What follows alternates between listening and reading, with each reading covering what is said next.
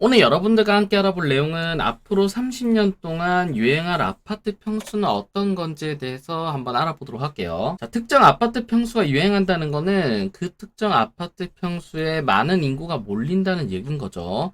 그래서 그 부분에 대해서 알아볼 건데, 오늘 중점적으로 다뤄볼 내용은 어떤 거냐면 2023년 통계로 보는 1인 가구입니다. 실제로 1인 가구 같은 경우는 우리나라가 경제 성장을 함에 따라서 꾸준히 증가해 왔었는데, 최근 들어서 이 1인 가구의 추이가 심상치 않습니다. 그러면 현재 1인 가구가 우리나라 전체 가구 수 대비해서 몇 퍼센트냐면, 자, 2022년 기준으로 34%에 육박을 했습니다. 즉 한마디로 세 가구 중에 한 가구는 혼자 살고 있다는 얘기인 거죠. 그래서 2022년 기준으로 해서 우리나라 전체 가구 수가 몇 가구냐면 2177만 가구인데, 그 중에 750만 가구가 현재 1인 가구로 등록돼 있다라고 합니다. 그러면 이 인구가 어떻게 변화해 왔는지 통계를 한번 살펴보면 2017년까지만 하더라도 28%, 즉 30% 미만이었는데 지금 이게 30%를 넘은 게 2019년이었고 불과 3년 만에 거의 4% 이상이 다시 올랐습니다. 자, 그러면 과연 1인 가구에서 어느 인구가 많이 비율을 차지하고 있는지도 중요한 거죠. 그래서 연령대별 1인 가구 비중을 봤더니 자, 남자는 30세에서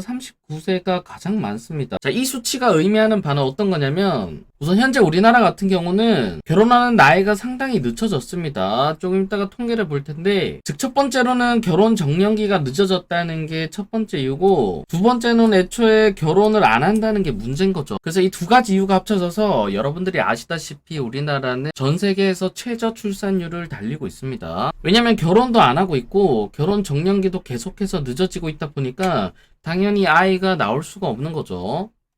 그런데 이에 반해서 여자 비율을 보면 조금 다릅니다. 70세 이상을 제외하고는 오히려 29세 이하가 많고 30에서 39세 같은 경우는 사실상 비율이 그렇게 많지가 않은 거죠.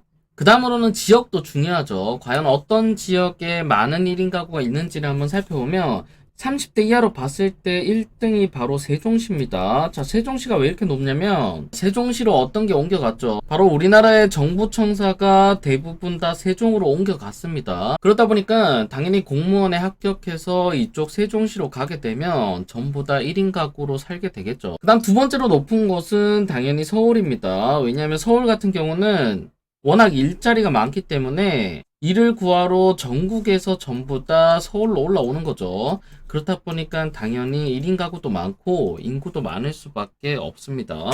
그 다음으로 높은 거는 대전인데 대전 같은 경우는 세종 영향이 크겠죠. 그러면 왜 이렇게 1인 가구가 많이 늘어났는지를 한번 살펴보면 당연히 여기는 혼인하는 건수와 초혼 연령이 가장 큰 영향을 작용합니다. 우리나라의 혼인 건수 추이를 보면 2012년 이후로 계속해서 하락 중인 거죠. 단 한 번도 혼인 건수가 증가한 적이 없었습니다. 그래서 혼인 건수가 2012년에는 32만 건이었다면 지금 2022년에는 19만 건까지 떨어진 거죠. 아직까지 반토막은 아니지만 거의 반토막이 났습니다. 이렇게 혼인을 적게 하다 보니까 이거는 당연히 출산율도 나오는 거죠. 그래서 현재 출산율이 0.7%대를 달리고 있고, 그 다음으로 이렇게 결혼을 하는 건수도 줄었는데 여기에 반해서 초혼 연령도 늘어나다 보니까 당연히 1인 가구가 늘 수밖에 없습니다. 그래서 초혼 연령을 보면 남자 같은 경우는 2012년에는 32살이었다면 현재는 거의 33살, 34살까지 올라온 거죠. 그 다음 여성 나이 같은 경우도 원래는 20대 때 대부분 결혼했다라고 한다면 현재는 31, 32에 대부분 결혼을 하는 추세입니다. 그래서 이렇게 1인 가구가 많이 늘어나는 거는 혼인 건수가 줄어들고 그 다음 초혼 연령이 늘어남에 따라서 1인 가구가 늘어났다라고 보시면 되겠죠.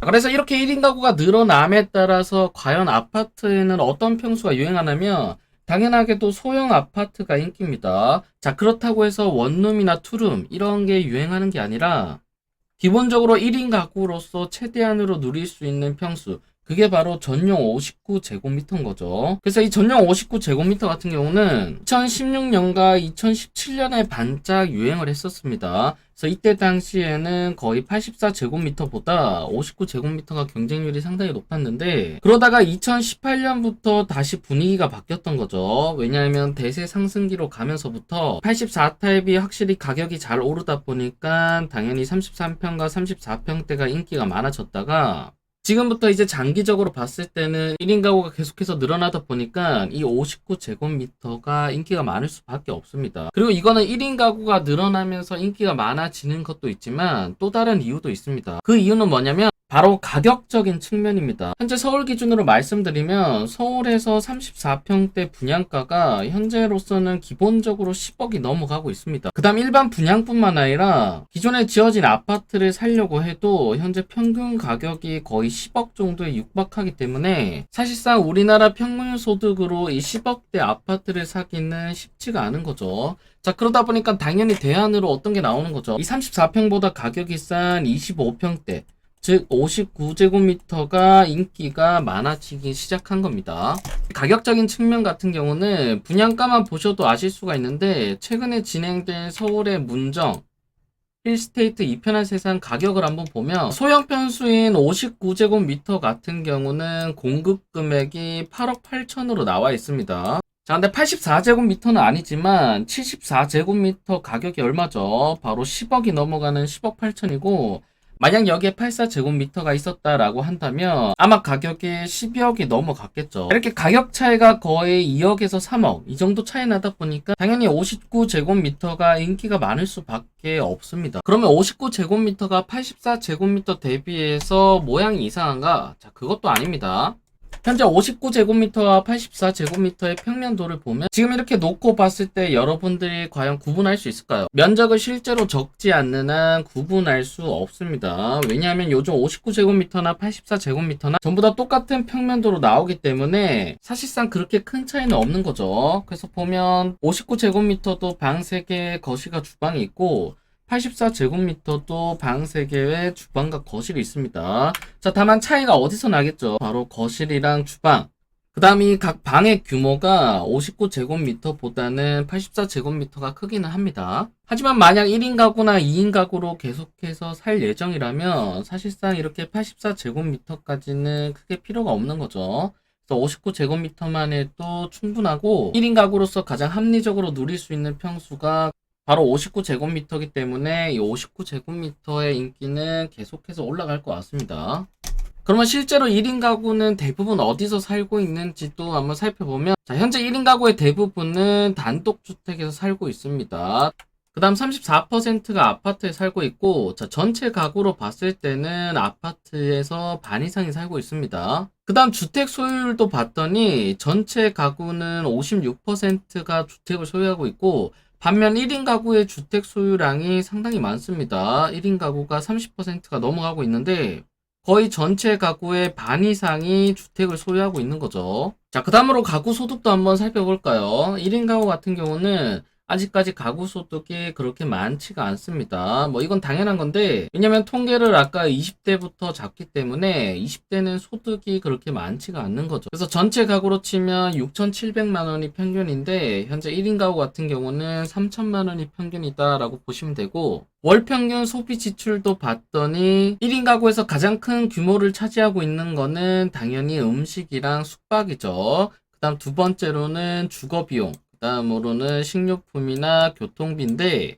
이거는 전체 가구랑 뭐 비슷합니다. 당연히 사람 사는 게 다 똑같은 거죠. 1인 가구가 많아짐에 따라서 그 다음으로 중요한 게 뭐냐면 바로 인간관계 만족도인데 왜냐면 몇 년 전부터 욜로나 이런 것들도 많이 유행을 했었죠. 그래서 전체로 따지면 만족하는 게 54%인데 1인 가구는 50%. 그 다음 보통인 경우가 전체는 40%인데 1인 가구가 더 높죠. 그 다음 불만족인데 자 불만족이 1인 가구가 좀 더 높습니다. 전체는 5%인데 불만족 퍼센트가 1인 가구가 더 높고 뭐 이거는 다양한 이유가 있겠지만 사실상 1인 가구로 계속해서 살다 보면 당연히 젊고 돈이 많을 때는 1인 가구가 살기는 좋습니다. 하지만 내가 아프거나 내가 힘들 때 내가 혼자 살고 있으면 나를 케어해 줄 사람이 없는 거죠. 제가 볼 때는 그게 가장 큰 문제 같고 그래서 이 데이터는 여기 오른쪽에도 나오는데 몸이 아플 때나 돈이 필요할 때, 그 다음 우울할 때 이 전체 대비해서 1인 가구가 퍼센트가 낮은 거죠.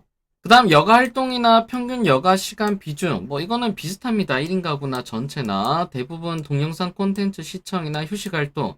자, 이거는 대부분 유튜브나 인스타, 다음 틱톡이겠죠. 그다음 게임이나 취미 활동으로 거의 다 비슷하고 뭐 시간이나 이런 것도 당연히 전체나 1인 가구나 비슷합니다. 그래서 현재 우리나라에서 나타나고 있는 특이한 상황, 출산율이 정말 최저로 가고 있는 상황인데 그 출산율이 최저로 가고 있는 이유 중에 하나가 바로 혼인 건수가 줄어들고 있다는 점이고 그다음 초혼 연령이 상당히 높아지고 있다는 점인 거죠. 그리고 이렇게 수치가 안 좋은 점에 근본적인 원인이 다양한 이유가 있겠지만 이 부동산도 한몫을 하는 것 같습니다. 자, 그래서 결론적으로 우리나라 같은 경우는 1인 가구가 계속해서 증가하고 있고 지금 앞으로 이게 만약 40%, 그다음 50%까지 올라간다면 아마 출산율이 더 낮아지겠죠. 더 낮아짐과 더불어서 이 부동산 시장에서는 1인 가구를 위한 아파트 즉 59제곱미터나 아니면 그 이하 평수로 많이 유행을 할 것 같습니다. 그래서 이런 점들을 참고해서 여러분들이 앞으로 청약을 넣거나 부동산에 투자하실 때 참고하시길 바랄게요.